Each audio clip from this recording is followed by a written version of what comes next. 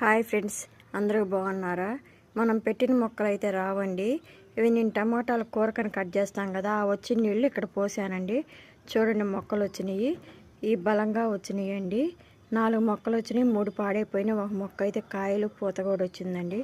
చూడండి ఎంత బాగా వచ్చినాయో. ఇక్కడే కాదండి, ఇంకో చోట కూడా పడినాయండి, చూపిస్తాను మీకు. చూసారా, ఇంత చిన్న మొక్కకి ఎన్ని పండిపోయినాయండి కాయలు. చాలా వచ్చినాయండి. ఇక పండు కూడా కాయ రాలిపోయిందండి. చూడండి ఎన్ని కాయలు వచ్చినాయో. ఇప్పుడైతే హార్వెస్టింగ్ చేస్తున్నా అండి.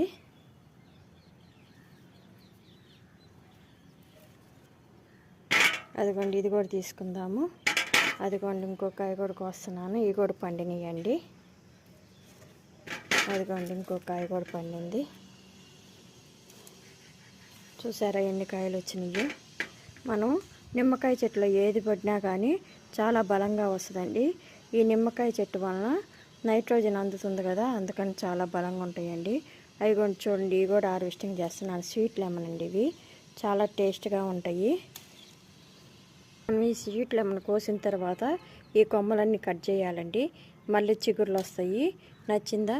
లైక్ చేయండి, షేర్ చేయండి, సబ్స్క్రైబ్ చేయండి.